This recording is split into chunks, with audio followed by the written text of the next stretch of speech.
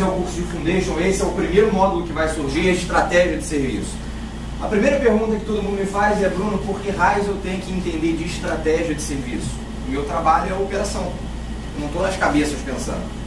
De certa forma sim, de certa forma não. Um dos principais pré-requisitos do ITIL é que você mude a tua cabeça, a tua maneira de pensar. Não existe só operação, não existe só técnico. Todo mundo faz parte de uma equipe. E essa equipe tem que estar totalmente alinhada em todos os sentidos. Então, quando eu falo de estratégia de serviço, eu estou falando de portfólio. Que tipo de serviço a tua organização de TI oferece? Aí você fala assim: putz, minha organização de TI não tem portfólio, não oferece serviço nenhum. De novo, o menino do suporte não está lá? Ele não está oferecendo serviço de suporte a microinformática? Não tem um cara de servidor? Não tem um cara de banco de dados? Todos esses podem ser serviços que a tua firma presta, ou que a tua organização de TI presta. Na fase de estratégia a gente fala muito disso. A gente fala de demanda, como você influencia a demanda. E aí a gente dá sempre o exemplo clássico: o operador de telefonia faz isso há séculos. O ITIL te explica um modelo, um processo de como você faz isso numa tua organização de TI. Você já se viu em algum momento assim, inundado de requisição de usuário ou de qualquer área de negócio? Você fala assim: cara, tem ticket até o teto para fechar, não dá para fazer mais nada? Tá aí, né? Já tive, já sei como é. Gestão de demanda é justamente sobre isso. Como é que eu consigo influenciar o meu usuário lá na ponta? Vamos lá. O usuário paga alguma coisa para ter o teu serviço? Então ele pede o que ele quiser, não é isso? Primeiro conceito. E se ele tivesse que pagar porque ele pede? O negócio é mudar de figura, não ia? E se no tempo que você mais tivesse atarefado, ele tivesse que pagar mais por isso? Aí ele não ia pedir nada. Pessoal, isso é o que as operadoras de telecom fazem conosco há mais de 20 anos. Quando você vai fazer uma ligação dentro do meio-dia, você paga quanto? Agora, se você fizer a ligação 3 da manhã, você paga bem menos. Ela influencia a demanda. Esses são os tópicos que são cobertos aqui. A princípio pode se parecer assim: cara, que coisa louca, não tem muita coisa a ver com o meu trabalho, mas se você parar para pensar, essa é uma forma de você educar os usuários, uma forma de influenciar as áreas de negócio. Aqui a gente fala sobre criação de estratégia, fala sobre uma penca de outros processos que também são importantes para a tua operação e também são muito interessantes de você conhecer. A segunda fase, a gente fala sobre desenho de serviço. Aqui o negócio começa a ficar mais palpável, né? A gente fala de estratégia, muita gente um pouco abstrato, às vezes a gente não tem contato, mas na fase de desenho você começa a reconhecer. Aqui a gente fala sobre gestão de capacidade, gestão de disponibilidade, segurança da informação, gestão de nível de serviço. Há 20 anos atrás começou a surgir aquelas benditas 3 letras no contrato, né, que é o tal do SLA. Hoje tudo tem SLA nesse. Você vai atender o teu usuário, qual é a primeira coisa que você pergunta? Qual SLA que você me atendeu? Você vai me responder em quanto tempo? A gente fala disso aqui. Todo mundo fala sobre SLA, mas ninguém sabe na verdade o que SLA significa. Todo mundo fala em SLA pensando em tempo de resposta, quanto tempo você tem que me atender. SLA não é isso. SLA é uma documentação abrangente que define todos os aspectos funcionais e não funcionais do serviço. Quando você vai entrar aqui, você vai ver que tempo de resposta e atendimento é uma parte mínima do teu SLA. Dentro do SLA você também tem quem utiliza o serviço, quem pode pedir, a que horas ele pede, como é que ele cobra, como é que eu sou medido, quais são as métricas de desempenho do meu serviço. É bastante coisa. Eu te pergunto, será que se você tivesse serviços definidos na tua organização e SLAs definindo dizendo quem pode pedir suporte, quando ele pode pedir, qual é o escopo, isso melhoraria a tua vida? Quem aqui já atendeu a requisição do chefe assim: putz, eu trouxe o computador do meu filho hoje, está com problema. Meu iPad, meu iPhone. Doutor, a gente não dá suporte para iPhone, iPhone não é corporativo. Mas sabe como é que é o diretor? Quando a gente fala de nível de serviço, a gente fala de processo, a gente fala em acabar com isso. Acabar é com jeitinho, pegar o trilho da coisa. É assim que o negócio funciona. Não sei se vocês já tiveram oportunidade, mas eu já precisei usar suporte. Eu estou falando de suporte porque é o ponto mais conhecido da gente, eu acho que é o ponto que mais toca todo mundo. Eu já precisei usar suporte em outro país. Eu estava sentado na minha baia trabalhando e aí era 5h55. E aí meu computador deu um problema. Eu falei: putz, peguei o telefone, preciso de um cara de suporte aqui para me atender. Veio o cara de suporte do meu lado. Pois não? tô com um problema na minha máquina aqui. Ele falou, seu horário de atendimento acabou. Aí você fala assim, putz, impossível de eu fazer isso aqui.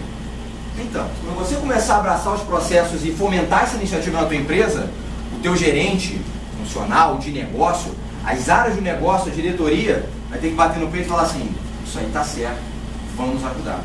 E na hora que eles fizerem isso, acabou, vai dar certo. Outros processos que a gente fala aqui, que eu falei, é disponibilidade, capacidade, disponibilidade. Você tem algum serviço na sua empresa que o usuário quer menos do que 100% de disponibilidade? Não existe, né? O que acontece quando você mostra para ele quanto custa 100% de disponibilidade? Não muda? Quando fala em capacidade, alguém para, ou alguém já parou em algum serviço novo ou atual para mensurar a capacidade que você tem de prestar um serviço? Se o teu chefe fala assim, olha, vai entrar um CRM amanhã no ar, você para fazer a conta de quantos servidores você precisa, com a capacidade deles, quantos usuários você vai atender, com a sazonalidade de requisições, você entulha a máquina lá e manda ver, né? Mas já passei por situações dessas, incidente atrás de incidente. Aí a gente fala pro negócio, ó, tem um problema aqui, cara, tá faltando capacidade pra gente prestar esse serviço. Vamos fazer um estudo aí, compra uma máquina. Não é resposta padrão? Compra uma máquina. Isso é barato, memória é barato, máquina é barato, processador é barato, tudo barato. Compra e entulha lá. O que acontece quando você faz isso? Você está abrindo a torneirinha do ralo, ó, e o dinheiro está escoando.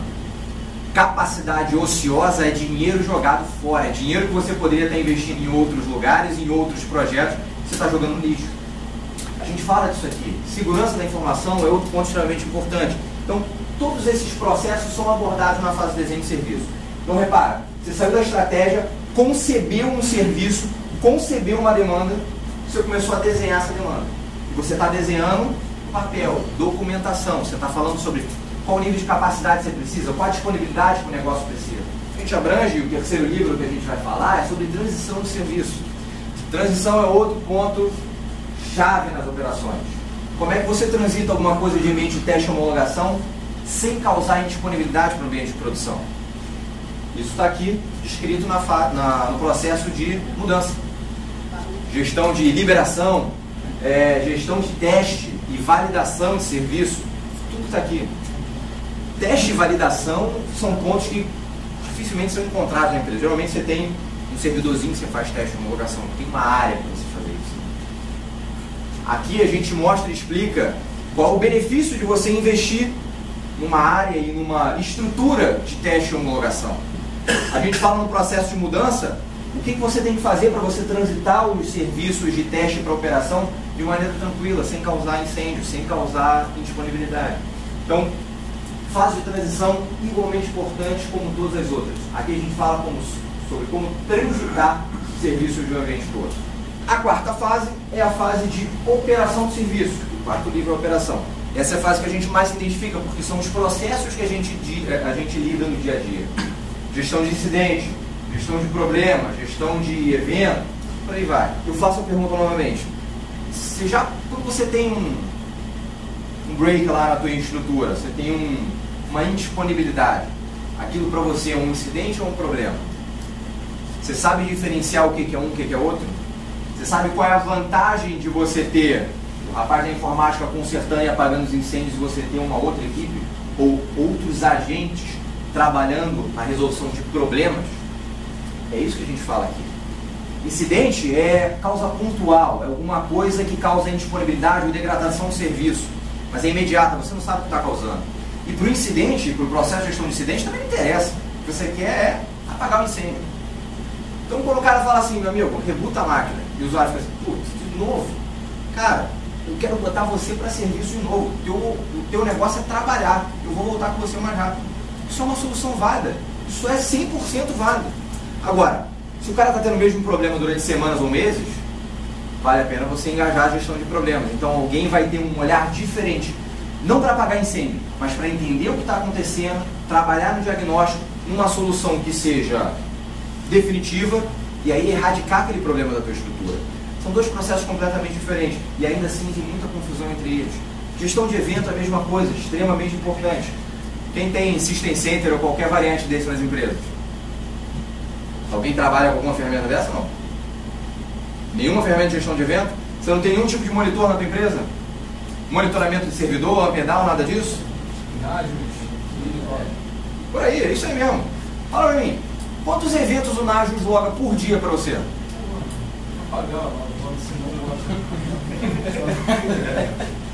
Exemplo perfeito.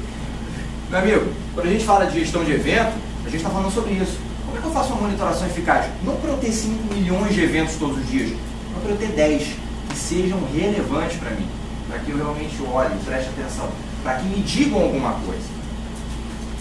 Então, nesta quarta fase aqui, é a fase onde a gente fala sobre operação do serviço e é onde a gente vai bater nos itens do dia a dia. Então, lembra, concebi a estratégia, desenhei o serviço, transitei ele no meu ambiente de teste e homologação para a produção e agora eu estou operando o serviço.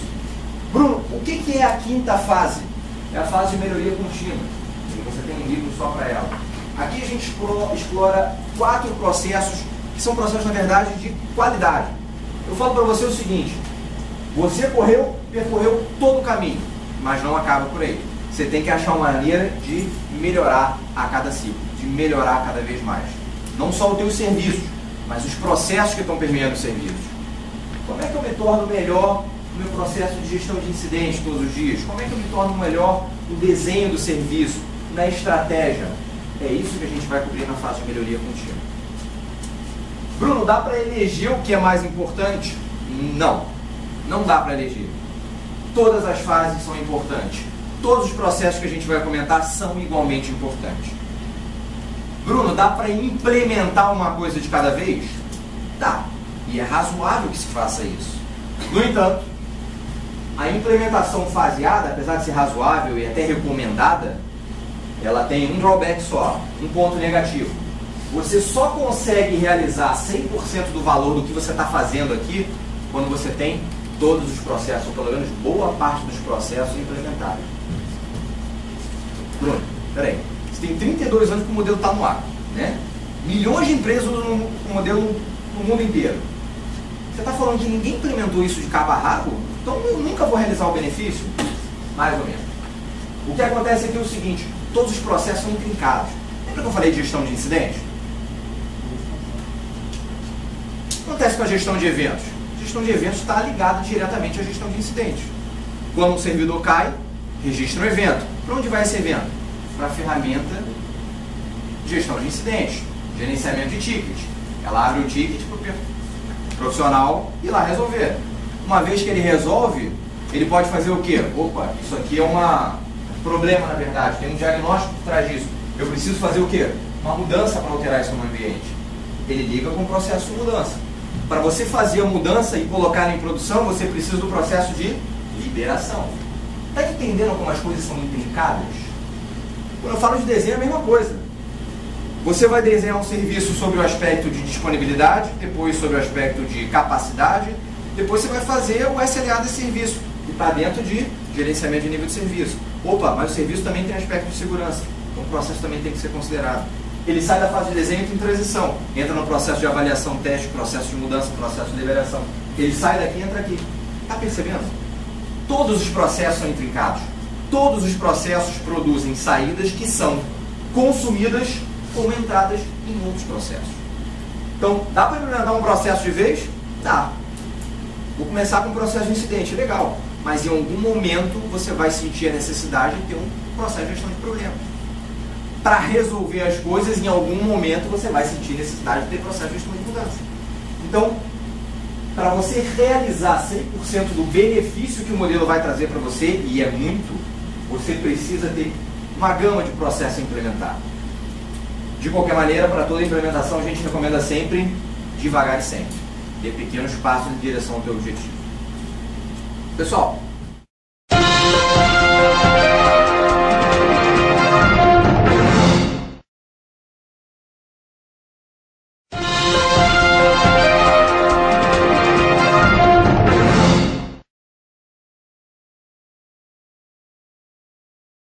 para você realizar 100% do benefício que o modelo vai trazer para você, e é muito, você precisa ter uma gama de processos a implementar. De qualquer maneira, para toda implementação, a gente recomenda sempre devagar e sempre. dê pequenos passos em direção ao teu objetivo. Pessoal, o nível inicial de certificação é o nível de Foundation, primeiro nível. Nesse nível aqui, meu amigo, você vai ver não todos os processos, mas você vai ver uma parte que eu diria que é o core de processos das 5 fases. Vai entender nas linhas gerais como funciona o modelo, como são os processos. Em alguns processos você vai ter mais profundidade do que outros. Por exemplo, fala-se muito pouco sobre estratégia em nível de Foundation, mas fala-se bastante sobre operação. A provinha desse nível aqui é uma prova de múltipla escolha de 40 questões, sopa no mel. Fez o curso, pode meter o pé e fazer a prova, que é moleza. Esse é o nível mais básico de certificação. O cara que está nesse nível, ele conhece o ITIL. Ponto final. Bruno, um cara que é certificado em nível de Foundation tem condição de implementar o ITIL? Depende de diversos fatores. A certificação por si só não diz se você é capaz ou não. Existem outras coisas como experiência, como vivência, como ser autodidata e aprender a ler mais coisas, a entender conhecimento do teu negócio, da tua área de TI. Mas em linhas gerais, o cara que está certificado nesse nível ainda não tem todo o conhecimento necessário para implementar um processo ou implementar um modelo. Seguindo a carreira de certificação, aqui você tem os modos de capacitação e os modos de life cycle, do ciclo de vida. Esses são as certificações intermediárias do ITIL. O que o Exim e a PMG, na verdade, a OGC, que é a detentora do ITIL, ela fez? Ela agrupou processos em nódulos, vamos dizer assim. Então você pode fazer provas intermediárias cobrindo todos os processos da fase de estratégia, todos da fase de desenho, todos de transição, de operação ou de melhoria contínua do serviço. O que isso te habilita? A ser um entendido ou esperto nessas áreas. Conseguindo uma certificação dessa, você fala o seguinte, cara, eu detenho conhecimento dos processos da fase de operação. Eu sou capaz de implementar o processo de operação na minha organização. Beleza. Se a visão de ciclo de vida não é muito chamativa para você, você pode tentar os módulos de capacitação. Aqui os processos são agrupados de maneira lógica. Por exemplo, processo de liberação, controle e validação. Ele abriga os processos de teste, validação e mudança numa prova só. E aí você se torna experto naquela área. Da mesma maneira que o módulo de Life Cycle, você também vai estar preparado para implementar esse processo na tua empresa. A prova de certificação dos intermediários, de uma maneira geral, ela é bem mais complexa que a de Foundation. É uma prova de estudo de caso de 8 questões. O grande barato dessas provas é que não existe uma questão certa e uma errada. Você tem uma questão que é certa, uma que é mais ou menos certa, uma que é pouco certa e uma errada. Com base na tua pontuação, você tem que fazer 40 pontos ou mais, num total de 60, você vai ser aprovado ou reprovado nesse módulo intermediário. Conseguindo um módulo intermediário, você está apto a implementar os processos. Então, para bater no peito e falar assim, eu vou fazer, você tem que estar no mínimo nesse nível aqui. Questão, um elimina o outro dos intermediários? Na verdade, elimina. Se você, por exemplo, fizer a fase de transição, você ainda pode tirar o certificado de liberação, controle e validação, mas não tem muito porquê, porque você já sabe desses processos, você já está credenciado naqueles processos. Então, você pode fazer mesclado, fazer fase de estratégia, por exemplo, e faz os processos que não tem na estratégia aqui. Mesclado, aí é mais interessante. Agora, o ponto básico aqui, pessoal, é o seguinte, esse é um modelo que não é...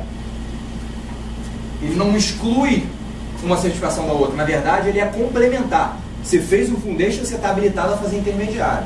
Você fez os intermediários ou uma parte deles, você está habilitado a fazer a prova do Expert.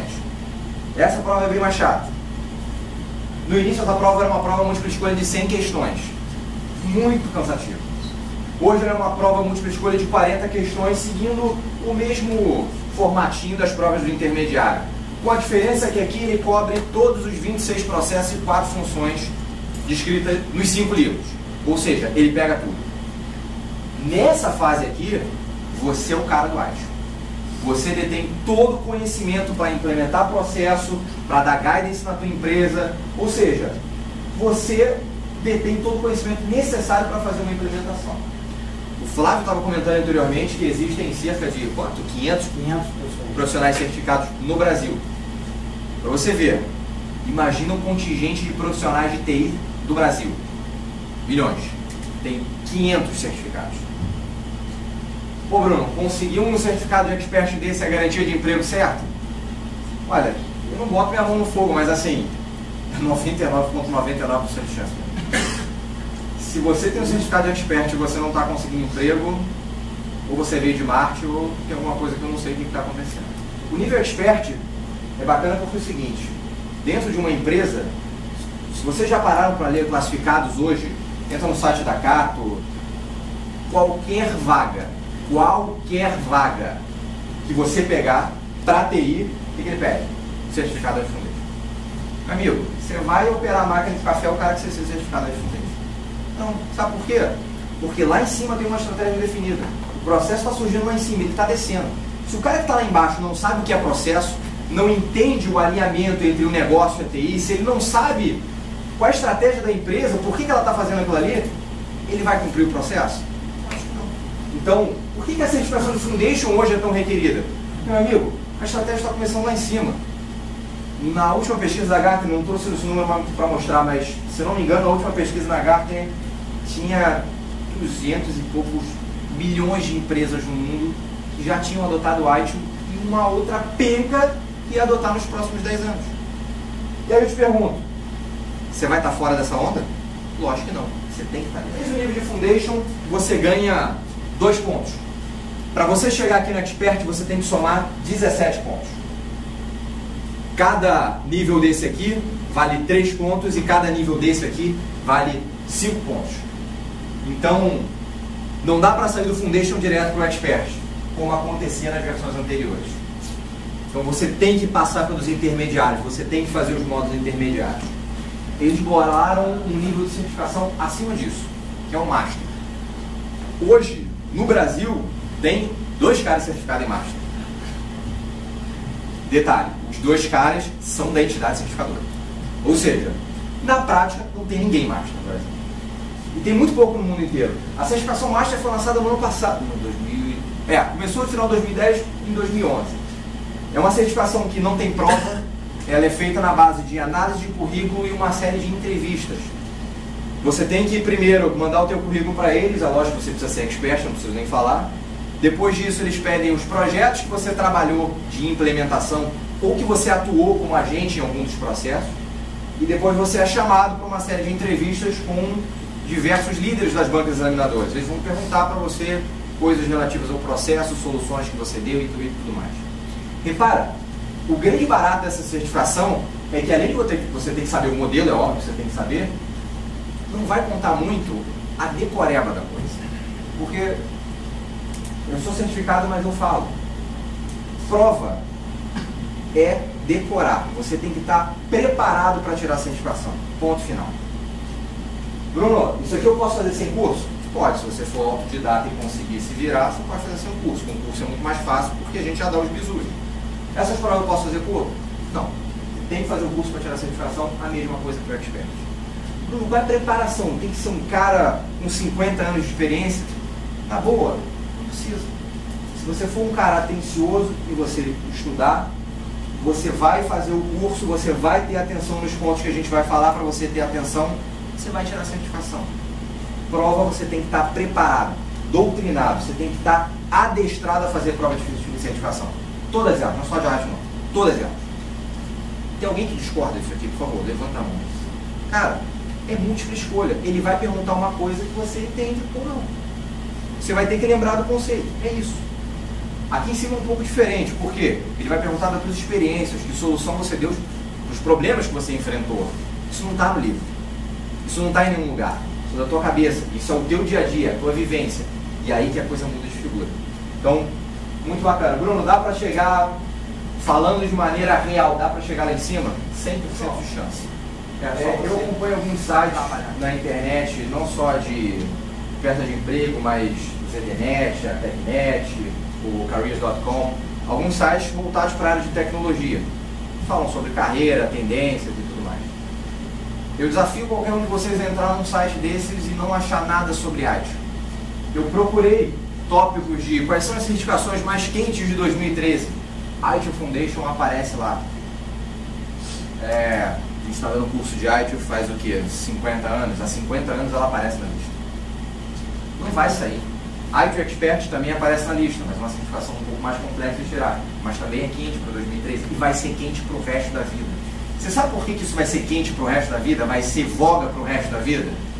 Pergunta aqui, você conhece alguma empresa, alguma equipe de TI que não tenha um gestor, não tenha um gerente, não tenha um CIO, não tenha um diretor? Não existe. Alguém precisa dar o alinhamento, alguém precisa dar a direção. Quem é que dá a direção? É o ITIL Expert, é o ITIL Master, é o cara que conhece de processo, é o cara que entende do negócio, que sabe alinhar negócio com TI. Esse é o ponto. Quais são as profissões do futuro de 2003? Aí saiu lá, né? Desenvolvedor de aplicativo móvel, desenvolvedor de games, mídias sociais, não sei o que, não sei lá. Gerente de informação, da tecnologia da informação. Sim. Há 500 anos está lista. Não vai sair nunca. Quais são as principais habilidades desse cara? Conhecimento em processo, saber de alinhamento com o negócio. Certificações quentes. ITIL, ISO 20000, tudo voltado para gerenciamento de serviço. De todas as categorias que eu pesquisei, adivinha de quem era o salário mais alto de todas as carreiras? Sempre do gestor. Por quê? Ele é o cara de direcionamento, ele é o cara, em tese, não mais importante. A equipe, o todo, é sempre mais importante, acima de tudo. Mas ele dá o direcionamento do barco. Se a iniciativa que você está trabalhando ou se o projeto que você está trabalhando falhar, quem é que vai levar a culpa? É ele. Ele é o responsável em última análise. Por isso que o conhecimento em processo e alinhamento com o negócio é tão importante para esses caras. Então eu falo para você, é a profissão, ou melhor, o cargo que está em voga há mais de 10 anos, são os salários mais altos do mercado, é a certificação que está em voga desde que nasceu e não vai perder esse brilho nunca. Hoje, mais de 200 milhões de empresas têm ITIL implementado em algum nível e todo mundo está seguindo. Aí eu pergunto para você, você é certificado em Foundation? Tá na hora. Pessoal, eu encerro o conteúdo por aqui.